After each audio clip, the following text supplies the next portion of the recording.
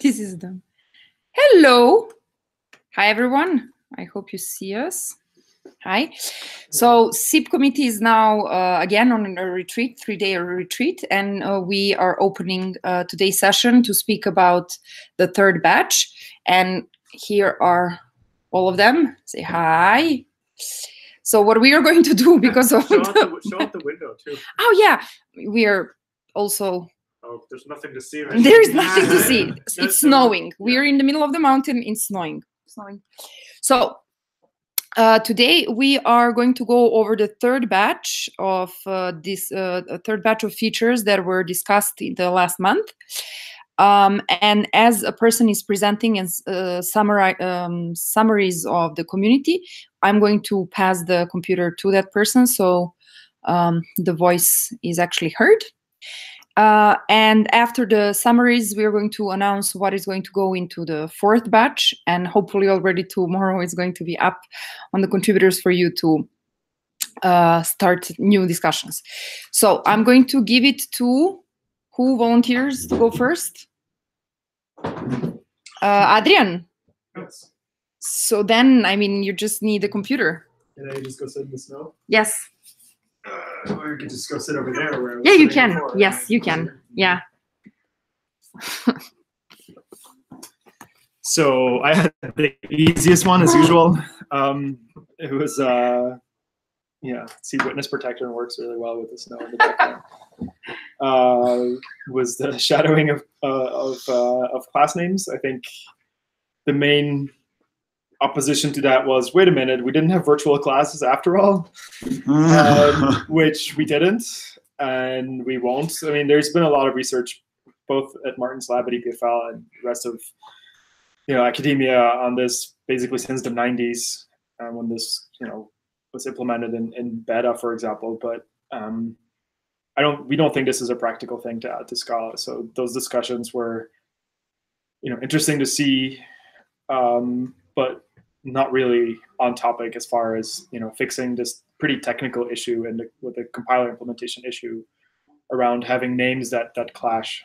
So to summarize briefly what the problem is, when you define a class as a member of some other class and then you extend that outer class, and you think you're overriding that member by introducing a class of the same name, you're actually not. You're shadowing it. There's no relation other than that between those two. So to avoid that confusion and implementation issue, we're just going to not let you do that. And either you pick a unique name. So if you're generating code or something, like people were pointing out in the thread, you would have to name mangle all class names that are members so that they don't clash, which would be pretty easy to do if you just take the outer class name, $whatever, inner class name, or some form of name mangling. You'll be sure that they're unique and that they're not clashing. Or if you actually don't want any overriding, just make the class private and use it locally. So I think that's a summary. And based on what I've seen in the thread, I think we're good to go otherwise. Okay. We lack a screen rotator. So are we voting now? I think we can vote on this, yeah. Unless there is anything else that anyone wants to say. But otherwise, I guess it's voting time. Are we getting any feedback on YouTube? I'm getting the. So we have 8 people right now watching. I'm going to the page where I can get this. I don't see anyone commenting anything. Okay, good. Just let me know. Well, not good, but bad. I mean, nobody's objecting strongly. I mean, It's kind of based on way to look left. We're at the in the discussion thread, Martin says we need to drop class shadowing, or the whole Scala 3 project becomes unfeasible. So that seems to pretty much settle it. Yeah, let's I vote against.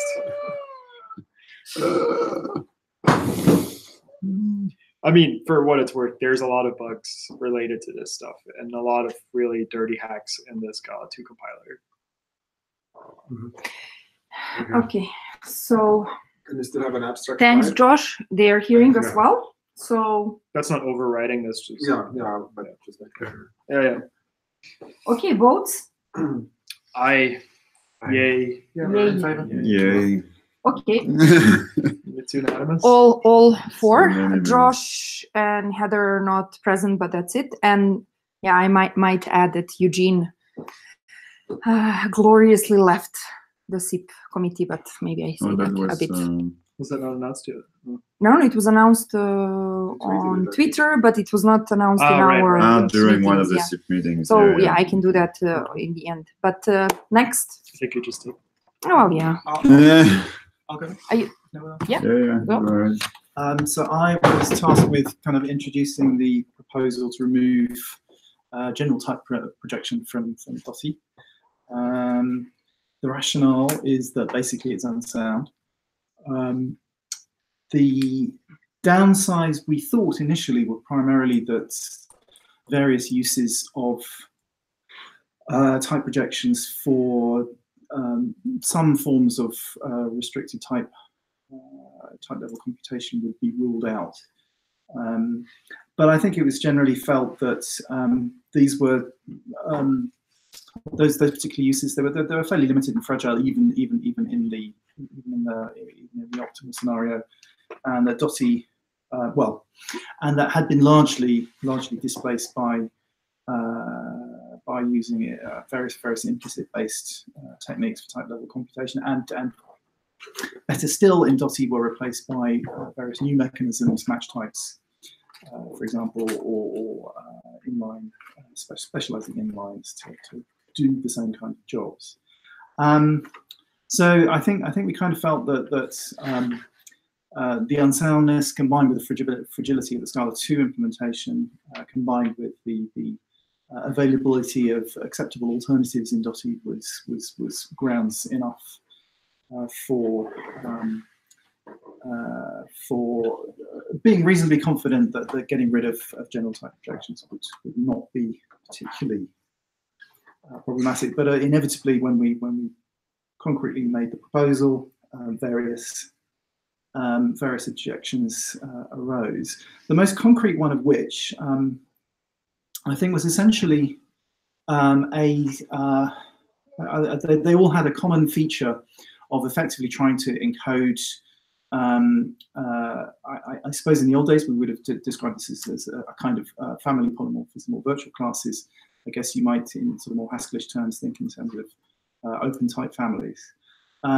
So mechanisms for encoding those things without needing the overhead of a term. So you can encode this kind of stuff using path-dependent types. But obviously, if you're doing stuff with path-dependent types, you need the value to be the prefix of that path-dependent type. And there are situations where it can be awkward to kind of thread that value through an API, or maybe there's runtime overhead associated with it. So there were a number of I think well motivated objections to removing a feature which, at least in the typical examples that were being presented, were in practice perfectly safe, but nevertheless obviously are exploiting a language feature which we know that in the general cases is unsound. So that was kind of the state of play around the middle of the thread. A little bit after that, Lionel Parot, is that his surname? Anyway, came up with a new proposal, which is currently there is an open DOTI issue for it. I've got it here somewhere. Yes, so it's DOTI issue 5998, and the proposal here is to disregard the which bound are we disregarding? The lower bound. We're disregarding the lower bound, and the idea here is that this is sufficient to support the use cases that we felt were well motivated, but we are reasonably confident that it avoids the soundness issues with fully general type projection. I think there is still a question mark over whether that last part is actually true. But I think we're certainly a lot more hopeful that that would be the case than it is in the fully general case. So at the moment, I think kind of things are evolving. I think there's more work that needs to be done.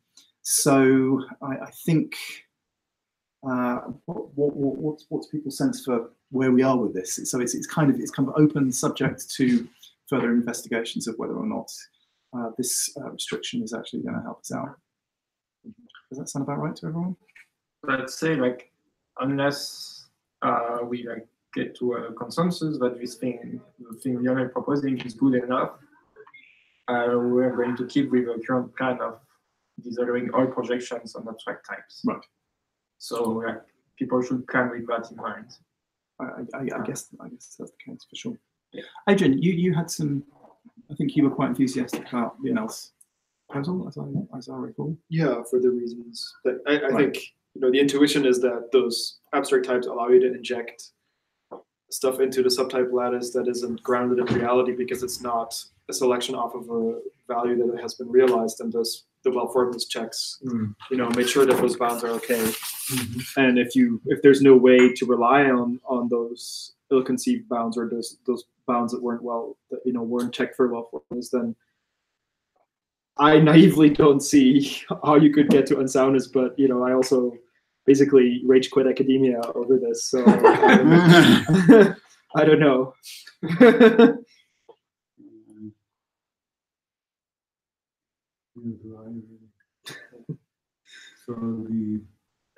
So at least Paolo appears to be somewhat thinks it's somewhat workable, maybe. Okay. Yeah, I think he said the last thing he said on the issue is like maybe it's something that can be modeled in the calculus. Otherwise, like we have to make a judgment call. Yeah. So if we go ahead with the proposal and drop general type projections, I guess I was fairly sanguine about dropping type projections. I personally found them difficult to work with, and that there are better alternatives in Dotty, better alternatives in Scala 2. In Dotty, there are definitely better alternatives. I guess I'm somewhat persuaded by the idea that being able to do things like family polymorphism without needing an unerased kind of term to kind of carry the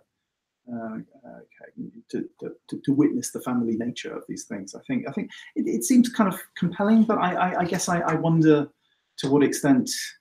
I suppose I personally would like to see something quantifiable in terms of, say, performance overhead, or something visible in terms of obvious awkwardnesses that it causes for APIs. I mean, a number of things were raised in the thread as being awkward. I spent a little bit of time on a couple of them, sort of rewriting them into a form that's used path-dependent types. And personally, I thought they looked just fine like that. I'm having a hard time imagining where you would have types in your let's say your cake, but no value members. Because as soon as you have a value member, you need something to call it on. And so if you're just purely talking about types selected off of some outer layer, let's say, what you need to be, that means you're not doing anything else with that. Then why is it? What is it doing there? If that's the case, yeah, that's true. Also, if that's the case, you could always get back and get a value with erased, right? So that depends on erased being accepted. Sure. You can write. Well, but can you select on erased characters of dependent types where erased is a prefix? It is a type, yeah. If it's a type, you should be able to do that. That's right. I mean, if erased things are checked for well-formedness, then So that's another potential soundness also. Yeah. So we have to check erased types for realizability. I think we do that already. So realizability means guaranteed absence of bad bounds. It's an approximation to the types that we kick in when we don't know that we get a value. We do that for lazy vals, for things that are null, and erased types as well. Yeah. So I think from my personal point of view, I would be really happy with. I mean, that seems to solve all the problems in the sense that we no longer have to turn to carry around with this it aligns everything with you know, basically doing this stuff the way you would do it in a much more with path-dependent types. Yeah. That feels like the right way to solve it. If there are no obvious downsides. No, I think that should do it. I mean, my main objection to Lionel's proposal is that we know what a type projection is in general, right? So S hash T is x of type S x dot T.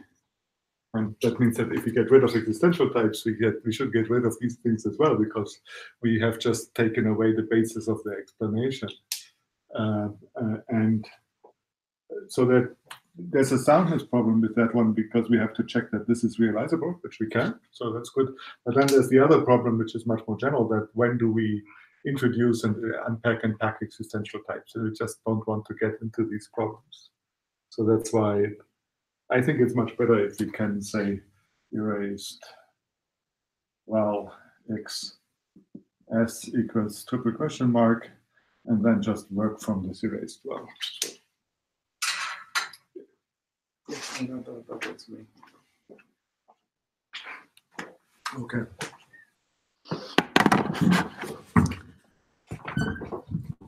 I think that's. I mean, where do we want to go with this now? I mean, we have an alternative counter proposal on the table. On the other hand, we don't feel that motivated to drop the proposal, because it feels like we've got acceptable alternatives. I mean, what do we want to do? I mean, if we can avoid breaking code, I think that's always good. It's just that we're not confident yet that this makes sense. And the main issue with this proposal is we don't know what it is. Right? Yeah. So we can't really map it to existential types because we don't have existential types anymore. So what do we map it to? I have to confess, I've never been 100% convinced that that was the right rendering of what a type projection was. I always read it as having a universal tone quantifier. So in other words, for all x of type S, x dot T. There's no difference really. Like, well, I mean, if I don't know, like, is there like what is? Someone enlighten me. What is the difference in this context? So I suppose. Because it's basically just telling you can't assume anything about the prefix except for the type that it's bounded by. So whether you say for all or exists, in this case, it doesn't really. But we're not throwing away universal quantification because we have that. Yeah, but I think this. My intuition was always it's an existential. Yeah. Right. Was for all. Okay. If I understood the question, is the second proposal like?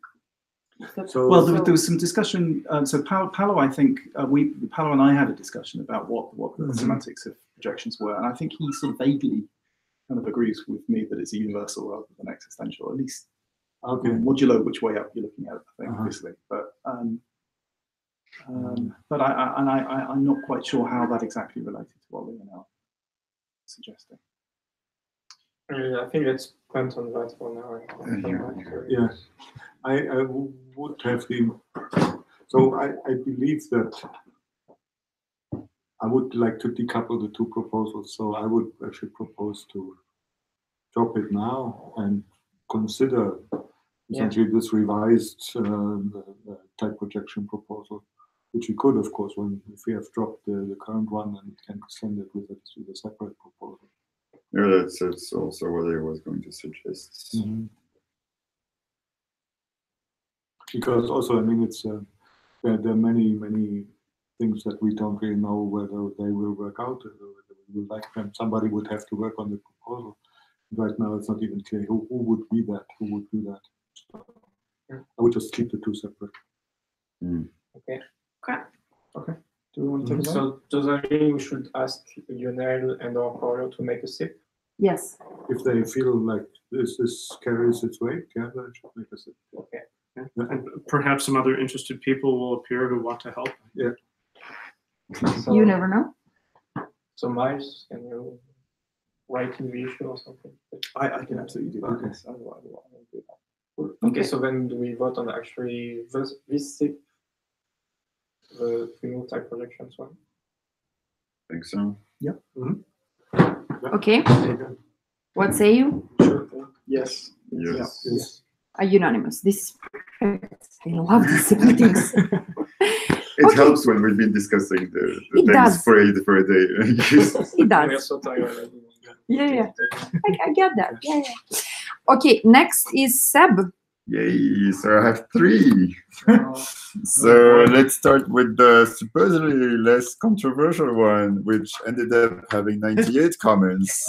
Only 98. yeah, only 98. So that was the proposal to drop weak conformance. So as a reminder, weak conformance is this thing where ints can be understood as doubles in some cases and shorts as ints, but also as cars, and and cars can be considered as floats because why not? So basically the proposal is to drop this whole thing, but come back to the original reason why this thing existed in the first place, which is that if you write a list of a bunch of numbers and some of them are doubles or floats and some of them are like int literals because you didn't write .0, actually you probably meant the int literals to be doubles as well, so that you get a list of double and not a list of any value. So it turns out that, so basically like virtually everyone, if not actually everyone, is very happy to drop the entirety of weak conformance. But then there was a lot of discussion on that tiny rule for int literals. I'll distinguish them in two categories. One is fairly restricted and said, yeah, actually, so right now the thing is that everything that has a constant type, which is a constant int, will receive the treatment of being adaptable. So that includes direct literals, but also inline vals, and actually also some defs that return like constant types. And some people thought that was so. There were a number of comments saying, yeah, maybe it should really only be like direct literals and not other things that happen to have a constant type. So we actually discussed this for a while this morning with the SIP committee. I personally in favor of this change of restricting it to literals. I think Seth expressed some sympathy. Yeah. But overall, the majority of the meeting seemed to have turned to no, let's keep it the way it is, because we don't want to introduce a distinction between like literals and other stuff that have constant types, because that would be a first in the language. Otherwise, everywhere else in the language, those things are always treated the same way. So it would change your type if you were to extract a literal into a constant. Now you would get a different type for your list. Yeah, for example. Which seems to be surprising, right? It's it's potentially surprising. So yeah. So yeah, to put it in another way, keeping it the way it's right. It is now helps with preserving like full referential transparency of inline vals, for example, which otherwise they wouldn't quite be. The other big set of comments was like, like let's find a completely different way of doing this, and As usual. and instead have literals be, like, let's say, multi-typed, or having some sort of an intersection type of it's a byte, it's a short, it's an int, it's a float, it's a double, it's all of that, and then have the context, like, more than using regular intersection types.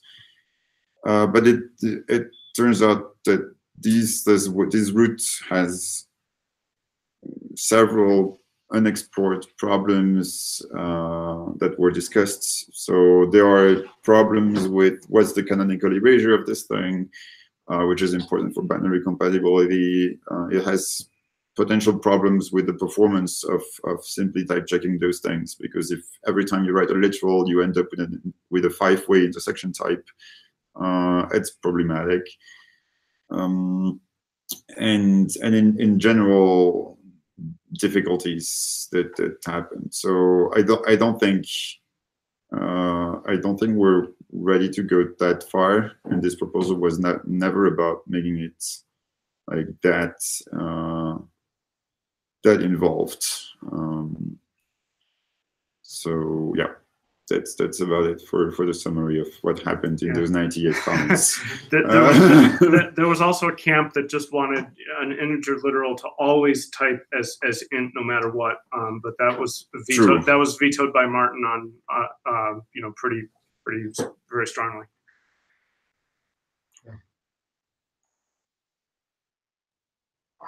I just only care about, I mean, the only reason for this to exist is not that and there's one more comment online, Oran Port, who says, I also propose to expand the implicit conversion mechanism and use that to implement weak conformance where it is required. End of quotation. So that has also issues, because then any other implicit conversion should be considered when harmonizing, and this is opening a huge can of worms. I don't think we want to introduce implicit conversions that are not or driven by one of the things that drive them already, which is either an expected type or selecting a member that's not already in the type. And then that's also a very different route that opens all sorts of other problems.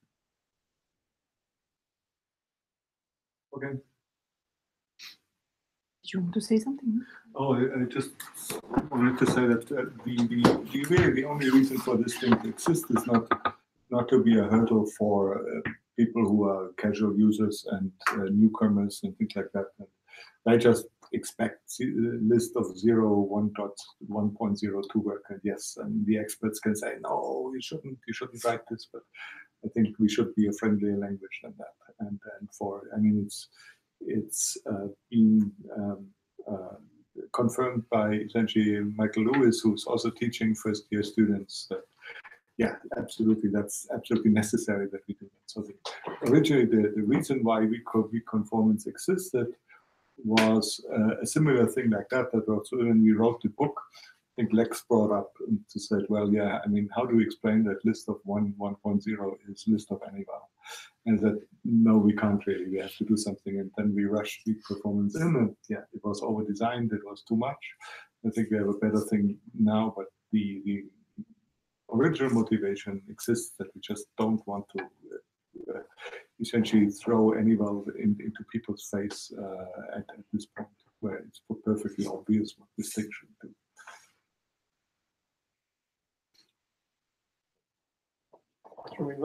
Okay. So happy you became part of this committee. So to be clear, we're voting on the existing text,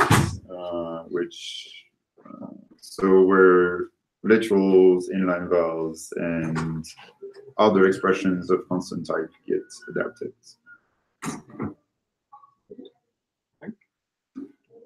All right. Yes. Yeah, I mean, I'm happy enough to get rid of weak conformance. Unanimous? I would abstain on this one because of the inline vowel thing, but I'm forward. Okay. Okay. Good. So yeah, that's in as well. Okay, next one. What should I do next? Name-based pattern matching or structural types? Let's do both at the same time. Let's do name-based pattern matching as less comments. So actually, this one received a number of comments that were since already slowly integrated in subsequent PRs in the .io repo.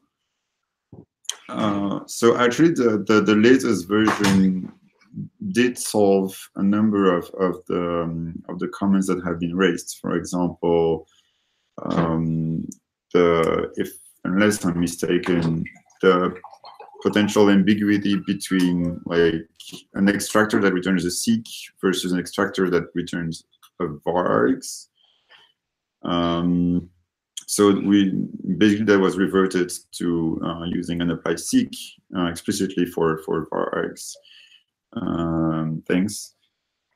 Then another comment was on so there was the future work of unifying name-based and product-based, which was also done since then. So overall, I think actually all the comments I think have been addressed in some way. So the latest version of the SIB is actually much shorter, more regular, and there is one question that was raised which I think deserves careful consideration because the text is actually silent about it. So the text says we always need a thing that conforms to something that has members, like that has an isEmpty and a get, but it's not clear whether the type must have those members itself or whether we can fetch them through extension methods or implicit conversions. And there are arguments not to allow implicit extensions for this, because then maybe it's a bit too much to look for at this point. I would like to at least mention one compelling reason that I think we should go into the implicit extensions is that we use name-based pattern matches already today in their unspecified form to have zero-cost extractors for some stuff. And the way we do that is through an eval that has methods isEmpty and get, and then basically unrolls itself and goes back to the inner value. The thing is, if we combine that to the fact that evals are supposed to be replaced by extension methods on the one hand and opaque type aliases on the other hand, then the only way we can still do that is with an opaque type alias that has extension methods for isEmpty and gets. And that means we have to go into the extension methods to find those things. So I believe that in a world where evals are replaced with extension methods and opaque type aliases, we need to go to implicit extensions when looking for name-based pattern matches. Hard to implement, though. It would be good to see an example. So right now it's not. It's like members only. Yeah. That's the implementation.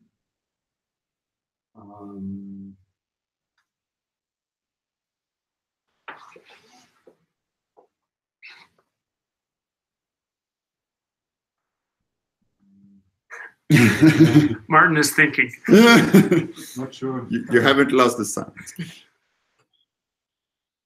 Yeah. I mean, if we follow our strategy, then basically we have two choices. We can say, accept as it is now. This could be a future generalization, which we could do as a separate SIP, or delay the SIP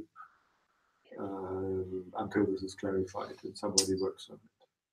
But wait, anyway, all the isEmpty and get calls, all of that is done by the pattern matcher phase, which runs after It's true. Yeah. value classes and all that stuff. So you It's true. No, but the Yeah. typer figures out whether the pattern match itself is valid, and it resolves the types so that it gets the types of the patterns of the inside patterns and stuff like that. It doesn't. call It doesn't isEmpty. enter the it's empty. That's the pattern matcher phase. It just checks the subpatterns and stuff It based checks on. whether essentially the typer leaves in the unapplies, the original unapplies. That's what you see, and then the pattern matcher replaces them. So yeah, that's a problem.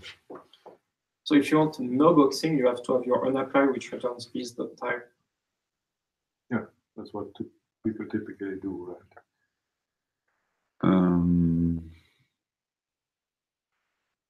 That's what case classes translate down to. Yeah, but that only works if If you have it already in the type. if everything is there, and if it's that one thing that you use the extractor for. Yeah. It doesn't work for other kinds of extractors like positive int. Well, yeah, exactly. Yeah. So it has far-reaching consequences, though. Make option 0 cost. Again. Or like use null to as No. if we have nullable types. That's not that parametric. Okay. No. You just don't do an option of option. I like the sound of just accepting this as is and then requesting a follow-up SIP on the proposed extension to implicits. Is there any is there a trap there? Or is there any real downside to the proposed extension? Is to allow the methods to come in as extension methods? I mean, it just doesn't work with the way we compare those things. Yeah. Well, I think you should also think about the impact on Tasty potentially if you change this. Like, do you really want to be doing implicit search after, like, on the trees you get from Tasty? No. So no, if you definitely don't want to do. But yeah, but that means you have to desugar pattern matches before Tasty. And you don't want possibly. So okay, so I mean, not desugar them entirely, but you would have to insert the right implicits. Yeah, but that would be but you don't have syntax for that. Like, how would you even write that? Yeah, it would. So it's. I mean, I'm just saying it's a significant effort. It's not just we should generalize it, because if we could, I think we should. But it's not easy to change it, and so that's also would be to make an option 0 cost. It's less effort than this. Well, okay, I'm going to revive my DOSI issue 6021, which is to allow Boolean extractors to be used in Arity 1 cases. But that doesn't. It doesn't solve the problem that is exposed here. Like Yeah, no, I don't think so.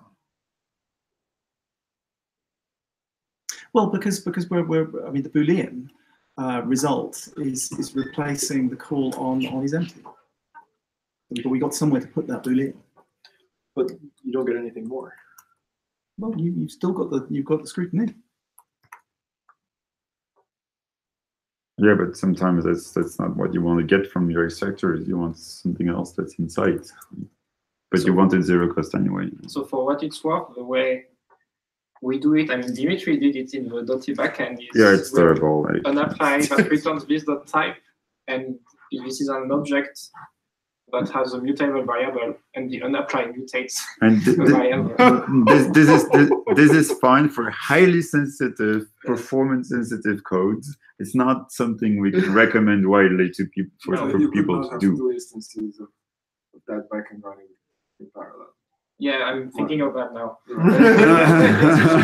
I should never have mentioned that in public. That's not a polite conversation. So I have a possible answer to my question about a downside of just doing this as is. So this proposal is fine because in classes, we'll let you have one back here. Let's go back to Seth.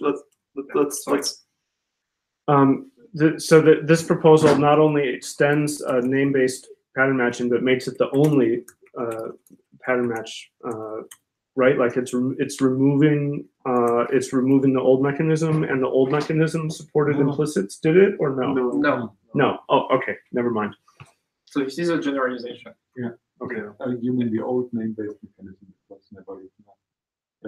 That gets replaced. Neither of them supported that. I mean, the other one is whether it's a case class, like so Right, but that's like an unapply returning this. yeah, in a sense, yeah.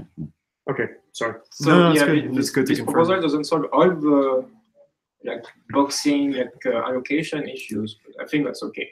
It gives you a way to do it without allocations. It doesn't remove all allocations.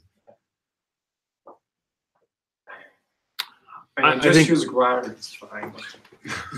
I mean, I think we should be clear. Like, I think we should accept this, but I think we should document that. It mean clearly that you can't use implicits for this, and then just say, well, it's actually not easy to change this, and we don't expect this to, like to happen. And if you do want this to happen, it needs to happen before we set tasty in stone. No, it could be an extension. Maybe. Would not be trivial because of how pattern matching syntax is pretty limited. It's hard for me to imagine us deciding that was really worth it. Yeah, I'm pretty sure we don't want pattern matching before picking. No. But So, anyway, so I think it's good to add that as motivation for why it is the way it is, so that people don't unnecessarily. But it's okay because we're going to get value classes on the JVM and then everything's solved. There you go.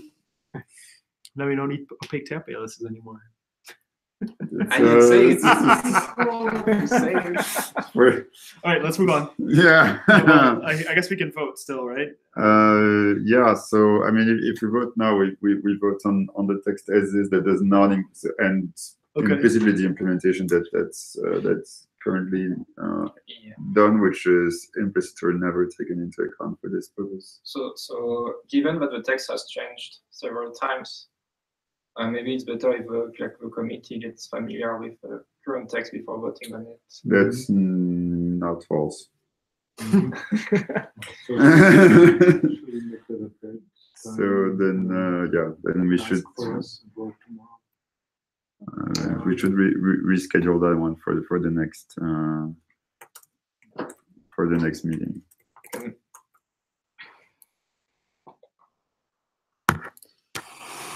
Okay, I'm just checking that there are no online comments. No. So structural types. So that one got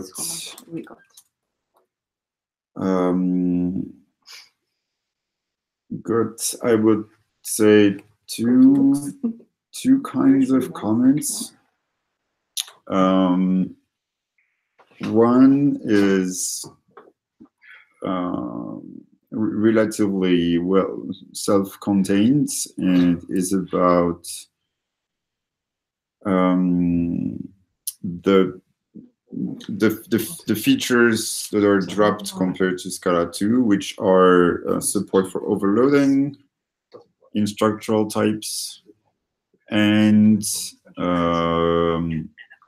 what was it? Polymorphic methods? Yeah, something like that.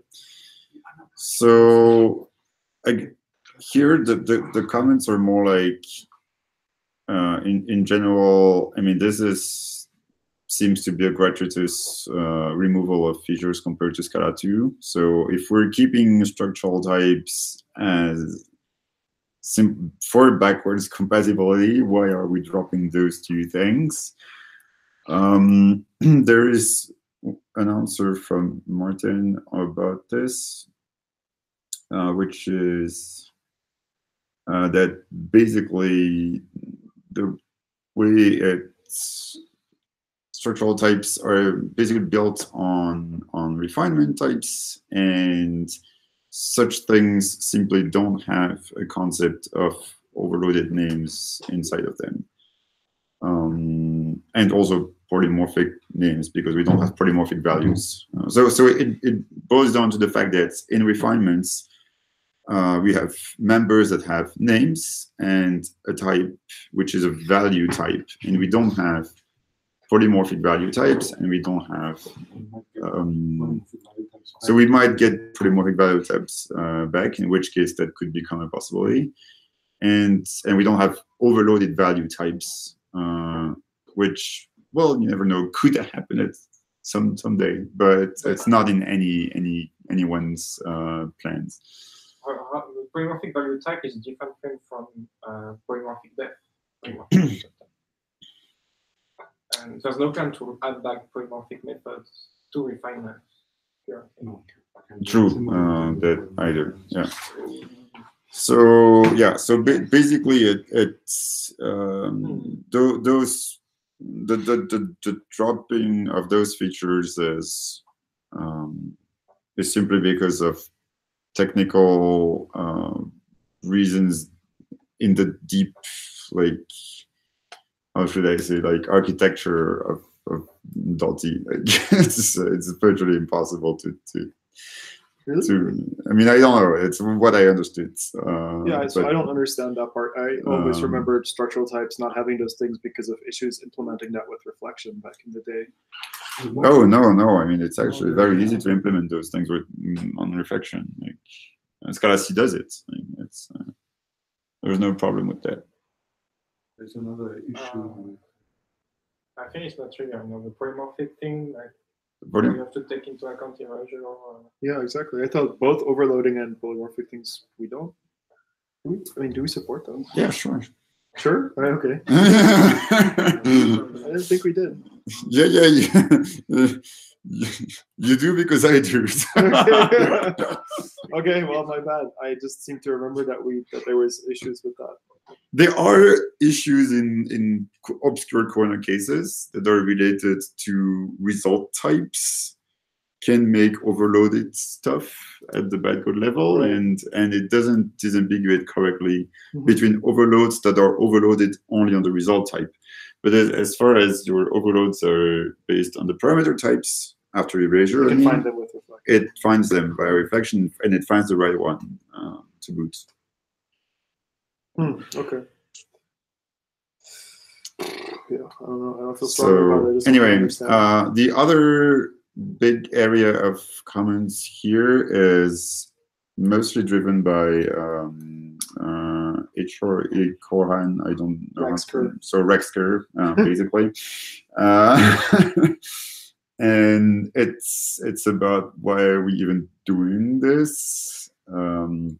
Because performance is bad. Because performance is bad, and we shouldn't like enhance a feature that's notoriously performance problematic in ways that are going to make it only worse. I mean, maybe not worse, but at least it's not going to make it any better. And what for, basically. So there is a little bit of answering the what for part based on an implementation of records. He bought that, right? So he was convinced after. Yeah. So that I mean, at least it's one good use case, let's say. But at the same time, if we only have one use case, which is records, why don't we implement records instead of structural types on which we're going to build records? Which is a fair point. There is also the fact that the proposal makes it user-defined, but that's only the case on the JVM, because then JS and native have to hijack the library and turn it into compiler intrinsics anyway, because the library cannot be implemented in JS and in native. So why? Because reflection. But the Right, but I mean, if you don't use the reflect selectable, all the others are user definable. Yeah, yeah, all the other ones are, but this one isn't the standard language. It's the one that is used for existing use cases, and that one we will have to hijack in the compilers of native and JS. Or just say there is no reflect selectable in JS.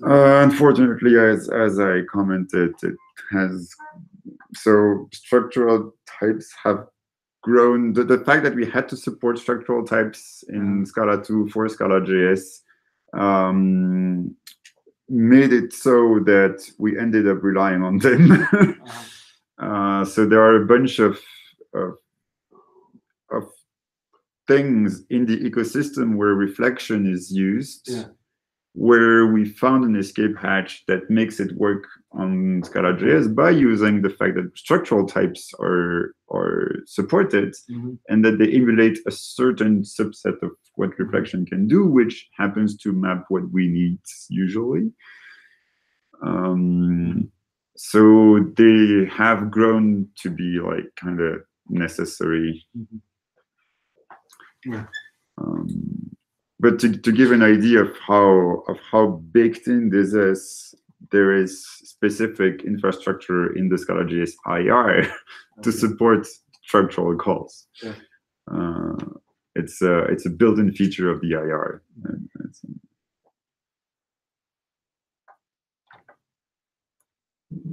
So that's it for the comments that have been sent. I'm partly because I didn't prepare enough on this particular one. I'm really not sure what my opinion is. Is there? So I'm just curious for like a straw poll in the room how people feel about it, and whether I'm going to even need to form a more definite opinion. I think there's still some open questions. One thing which I think is fair in what people say is we only have one implementation of this new pattern. So it makes it difficult to justify the fact that it's a new pattern. I think we have, well, okay, there's another implementation, which is the record implementation by Philip Haller. And maybe we can come up with something else based on SQL or something. And there would be one for Chisel.